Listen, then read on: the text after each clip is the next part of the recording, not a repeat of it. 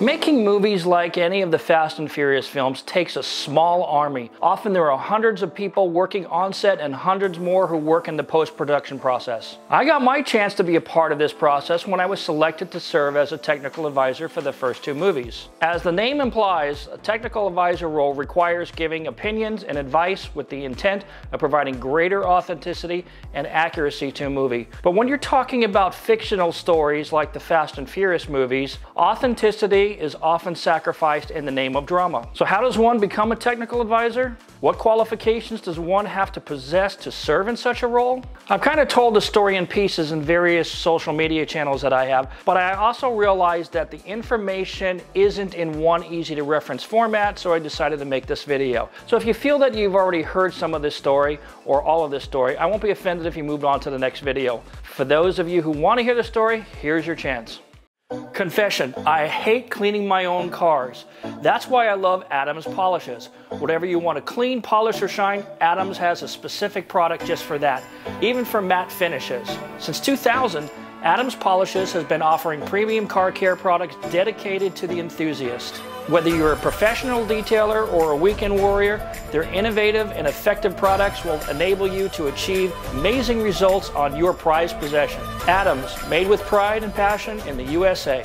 I grew up in a little community in the Santa Clarita Valley, California, a middle-class community just north of Los Angeles. By sheer luck, its proximity to Hollywood made it the perfect location for TV and movie productions. And so I got to see that often. In fact, they filmed many movies and TV shows out there, including shows like Dukes of Hazzard, Chips, Knight Rider, Baba Black Sheep, and several others. I also got to see movies like Walking Tall and Christine filmed within biking distance of my house. And I got to see many car stunt sequences being filmed just a short distance away as well. And I always thought to myself, boy, would it be cool to work on a Hollywood movie? I never imagined that I would be able to do that. Summers as a teenager were a lot of fun. I was an avid skateboarder, but I couldn't wait to start driving. Back in the early days, I studied every issue of every car magazine I could get my hands on, memorizing all the performance specs of every single car. I had been bitten by the bug. And by the time I was 14, all of the skateboard pictures on my bedroom wall were replaced by pictures of Lamborghinis, Porsches, and Ferraris. Because those cars you would never see in the Santa Clarita Valley where I lived. In my town, in fact, it was mostly beat-up muscle cars and pickup trucks. And while my friends dreamed of owning a 69 or a 70, 71 Bronco or a 69 Camaro, I dreamed of owning a Datsun 240Z. In the following years, I'd come to own several of those cars. My parents condemned my hobby and provided zero support. They didn't like what I was doing. Despite this, within the first 4 years of having my driver's license, I went through at least a dozen cars. I usually always had one reliable car and one fixer-upper / project car. And when the project car became reliable, I would ditch my daily in favor of another project car. Like most, auto shop class helped me learn how to work on cars and taught me the basics. But much of my early training came from the pages of a Chilton's repair manual. This is before the internet. Working on cars in my house was no easy task. My dad had only the very basic hand tools, most of which he bought at the grocery store in the household items aisle. So you can imagine it wasn't a full set of snap-ons, right? So when I started working my first job, the first 2 months of my weekly paychecks went into buying proper tools. Some of those tools I had for 30 years. Despite these impediments, I was able to learn how to build engines from the bare block up. I learned how to change timing chains, adjust valves, change a clutch, how to do brake work, and even sync carburetors on my Datsun 240Zs. Although muscle cars and small block V8s were easier to work on, for some reason I kept going back to the Japanese cars, and I was a big Datsun guy in the early days. So when I went to work for a speed shop called Super Shops, I learned even more. In fact, I worked at auto parts shops pretty much from 1983 to around 1989. This gave me access to manufacturer training and real-world hands-on experience working on my cars, my friends' cars, and my co-workers' cars. And we touched everything. Muscle cars, sport compacts, whatever you want to call them. I also worked on my driving skills. In 1987, I attended my first performance driving school, the Bondurant Racing School, which was in Arizona at the time. In 1992, I did open wheel with Jim Russell and then Skip Barber in 1993, and again in 1996. So I was really into the car scene at that point. By 1988, commuting to school was getting tedious in cars that were too low, too noisy, smelled like gasoline, or lacked air conditioning. And I realized that I was kind of growing out of it. So I bought my first new car, a 1988 Nissan Pulsar twin cam, known as the Nissan EXA in foreign countries. This wasn't the cool Pulsar GTI-R you could get in Japan or Australia. It was the American variant, and it used a wheezy C18DE. Owning this car taught me one important lesson that I've never forgotten. You can't polish a turd. Nevertheless, it was at least reliable and it served me well for several years. But in 1993, I got antsy again. I picked up a Mustang GT and I played with that car for almost 5 years. First adding a supercharger, then building a 306 for it when I blew a head gasket, and then building a 347 stroker in my garage. When I was done, the car made a little bit over 500 horsepower, and at first I was doing mostly drag racing with the car. I ran a personal best of 1104 to 126 miles an hour, but then I changed a few things up to make it a road car, changed the suspension, tires and wheels and the brakes and that kind of thing. And then one day in 1998, I played a little stoplight Grand Prix with the Mark IV Supra and promptly got gapped. The Mustang went up for sale pretty much the next day. I was done with Mustangs and I wanted a Japanese tuner car with a turbo. I quickly located and purchased a used 1994 Supra Turbo from a little tiny independent car dealer for 24,000 bucks. Within 30 days of the purchase, the car had already been painted Mazda Competition Tri-Coat Yellow, and after adding a few bolt-ons from Gretty and Stillen, and a set of OZ 18-inch wheels, some audio video goodies and that kind of stuff, the car had become a fun weekend car and a little bit of a show car. I entered the car in the first ever Sport Compact Car Ultimate Street Car Challenge, which was a drag race, autocross, and a car show in the same day, and the car won first place. And so I was doing car shows with it for the next couple of years. And this is about the same time I went to work for Peterson Publishing, which was the company that ran Super Street Magazine. If you were around the tuner craze back then, you know that name. I was appointed executive director of the Naira drag racing series. If the name sounds familiar, it should. It was mentioned in the first Fast and Furious movie when Hector says, "I'm not cutting her loose tonight. I'm trying to go legit and get with the Naira circuit." Ever heard of it? That was it, Naira. And Naira was a great experience for me. I had previously worked in the 90s for iBox Springs and NGK spark plugs, so being back among my two favorite things, motorsports and tuner cars, I was in heaven. Then on April 29, 2000, I took my little yellow Supra to the Shoreline Show-Off in Redondo Beach, California. It was just one of more than 50 shows I had already done by that time, and my life changed on that day. While I was at the show, this gentleman comes over and starts talking to me about my car. He was a little older, probably about the same age I am now, but back then, 20 years ago. So we just had a nice conversation, and I just thought he was just some guy walking around. Anyway, forgot all about it, went back to work, and I got a phone call one day from a fellow who said that he'd like to ask me some questions about the import tuner world, and he had seen one of the Naira ads in the magazine. So I invited him to my office at Peterson Publishing headquarters. He came in and he basically talked to me for about half an hour about tuner cars and that kind of stuff, and told me he was going to be making this movie called Redline. And he said he was looking for cars like this little yellow Supra that he saw at a car show a week or two before, yeah? And then he pointed up to the wall where I had a plaque of my car, my yellow Supra,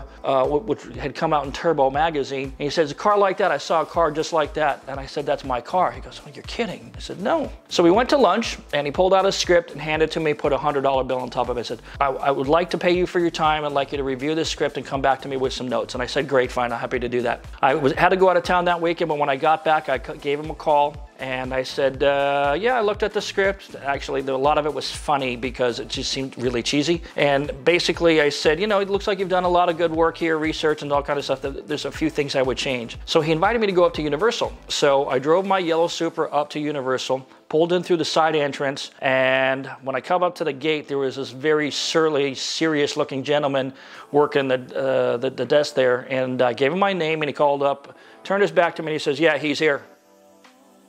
Okay, click. And he looks at me and just says, "Pull over right there and don't move." I thought I was in trouble. So this little golf cart comes up about not even 2 minutes later. It has got the little siren on the top of the roof. And the guy pulls up and he goes, "Are you Craig Lieberman?" I said, "Yeah." He said, "Follow me." So we go over to the commissary area, which is the restaurant that they have for the people who work in those buildings and the production offices there at the back lot. And they put up these velvet ropes over there, I presume to keep me from driving away. And then he said, "Wait here, don't go anywhere." And within 10 minutes, not even that, maybe 5 minutes, a whole entourage came down from the production office, what I found out to be later on the production office. It was Neil Moritz, the executive producer, Rob Cohen, Creighton Bellinger, all these people who were going to be working on the movie, script writers, Vin Diesel, Paul Walker, they're all come to my bosses. They all come downstairs. This is all covered in the DVD, the behind the scenes. You can see video of Paul Walker sitting in my Supra. So people are asking questions, and this goes on for about a half an hour maybe, and then Rob Cohen asked if he can go for a ride. So I had my big single turbo on the car by that time, so I get him in the car, we pull out of the gate, they came in, and then go to the 101 freeway. If you know where Universal Studios is in Southern California, you know what I'm talking about. And I get on the freeway, roll on in second gear, and then starting to get up in the RPM about the time the boost comes on. And then I jump on it and I throw it into third gear, and I'm getting on the freeway doing about 130 miles an hour. Rob Cohen leans over to me and he says, "Is that the NOS?" And I said, "No, that's the turbo." Next thing I know, I'm upstairs in the production office. I've been hired as a technical advisor, and I'm going to help them with this movie. It was unbelievable. So while up in the office, I went through the food chain of cars. Basically, I told them what anybody would tell them. These are the top cars of that time. The R32, the R33, R34 GTR, Acura NSX, then you have your Toyota Supra, you have your FD3 SRX7, your Nissan 300ZX, your Mitsubishi 3000 GT VR4, and then you go down the rest of the food list, you look at 240SXs, S15s, Integras and Civics and all that kind of stuff, most of which ended up in the movie anyway. But later on they found out that the R32s, R33s, and R34s were too expensive, so that's why that didn't happen. Same thing with the NSX. It was at this time that director Rob Cohen offered me the job of technical advisor of his new movie, which they were calling at that time Redline. The offer was also tendered based on the fact that at the time I was running the Naira Tuner Drag Race Series and acknowledging the fact that I had developed a pretty good working relationship with the sponsors of that drag racing series, who would prove to be important to making that movie. People like Scott Centra from Wings West, who, coincidentally, also built and owned Jesse's Jetta. Scott Morita at Sparco. We were going to need a ton of racing seats for this movie. Wadi Hammam and Mike Thermos at Nitrous Oxide Systems, because Nitrous was in several of those cars. James Chen at Access Wheels, who provided wheels for several of the cars in the movie, for the Civics and the Eclipses, just off the top of my head. Dan Anzai over at Daz/Racing Heart, who provided wheels for my Supra and the clones that we built of the Supra. Casey Chung at APR, who provided wings for many of the cars. Makoto-san at Bomex, thanks to Neil Chin. Mark Richter at Yokohama. Greg at Toyo Tires. Charles and Kenji at Greddy. And of course, Robert at Modern Image Graphics, who would wind up doing all the decals on the cars. Dave Jesko at Toyota Corporate, who helped with the Supra build. Dwayne Ueda, who was my Clarion connection, and Alan J., who was my Phase Audio connection to get the amps and the stereo equipment for these cars. Steve Millen at Stillen, who built my Maxima and provided all the parts for that. Revo at Stitchcraft, who was going to do a lot of the interior work on these cars and all that kind of stuff. Now, I cover how we chose the cars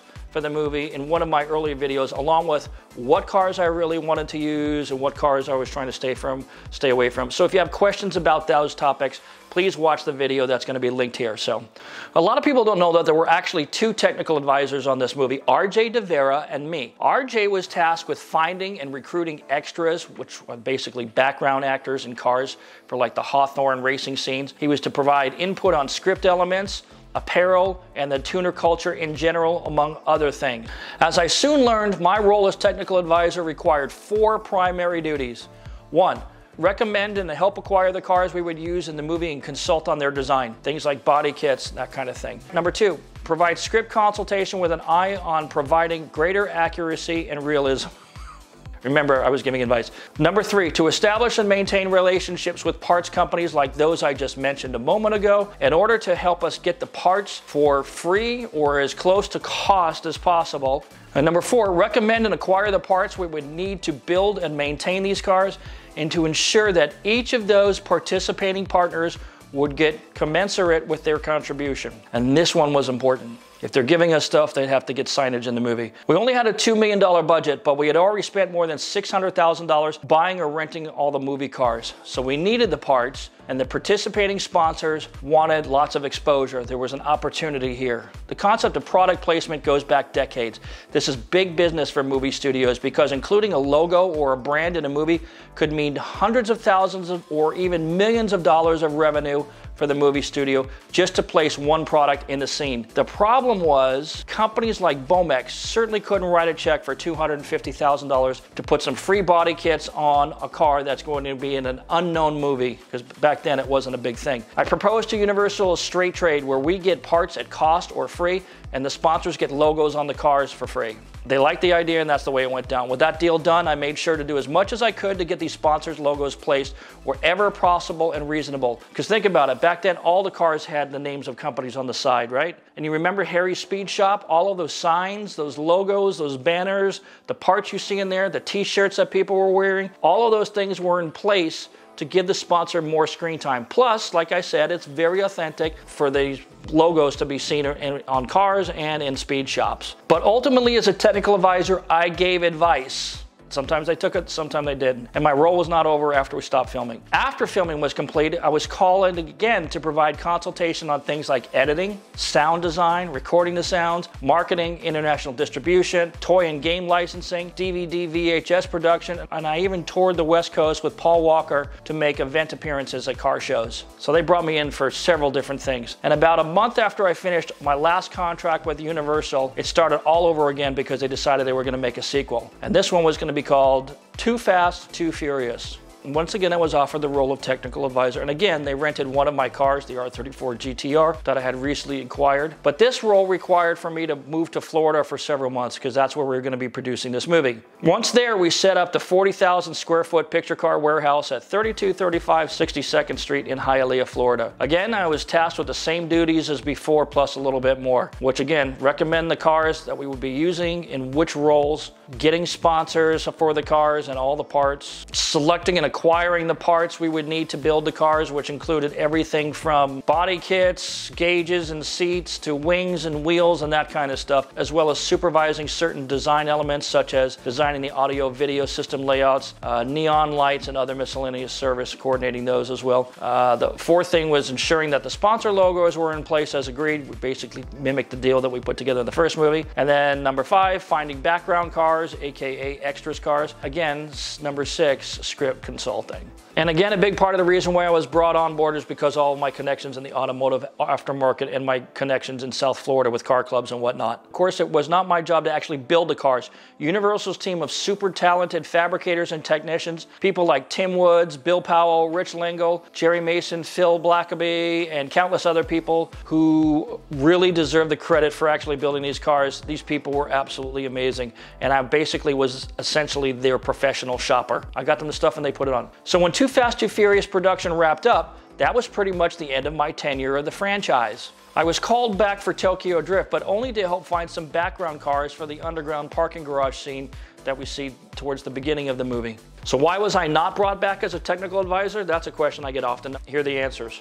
Number 1, Justin Lin already had a relationship with the guy they hired, the very capable and knowledgeable Toshi Hayami, who himself had extensive experience in the tuner world. He was the perfect guy for the job. Second, Tokyo Drift didn't need to rely on the bro deals that they got from my contacts anymore because by this time they had the budget. They could simply call up a company and order the parts that they needed for the cars and pay full retail price if they had to. Because this time they had $7 million for the picture cars, and the first movie we only had $2 million. And so they did not need my contacts. And lastly, the manner in which we procured cars for the first movie was unusual. It was an aberration.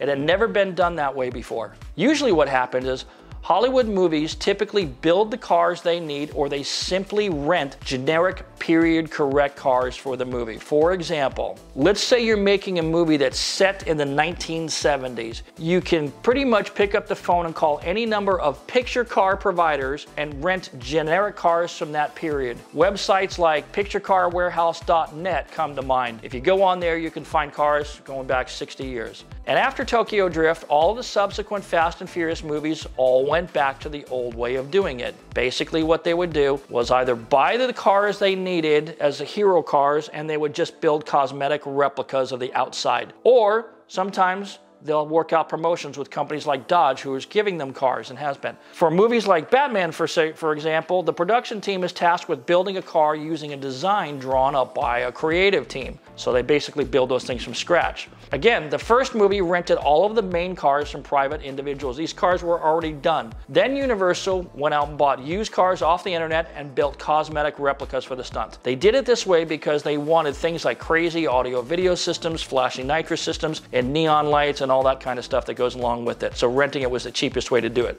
Too Fast, Too Furious then reused many of the cars we had from the first movie. We simply repainted the cars, changed the graphics, and changed the wheels. That was it. So it was really easy to do that. And that practice gave us about 80% of the hero cars that we needed from the movie. Today, when you watch these films and you see cars like Bugattis or Koenigseggs, they are either rented or loaned to production in exchange for promotional value. Like, it would be conceivable that Koenigsegg just let them borrow the car so they can get some press. These cars are never used for stunts, and they're more or less used for set decoration. They just pop them into set, have somebody drive up and drive off, and that's pretty much it. All in all, it was a great experience. I learned a lot working with these production teams. I was in constant awe of the skills and professionalism exhibited by the mechanics, the fabricators, and the picture car bosses. It was an amazing process to watch, and even more amazing to be a part of it. So the 4 years I spent serving one department or another at Universal was a great experience, and the best part of all of it was getting to know Paul Walker and having the honor of having him drive 2 of my cars in the movie and getting to travel with him at car shows. Universal treated me like gold, and I have absolutely no complaints. My role as technical advisor allowed me to be involved in almost every facet of production, which is very, very rare.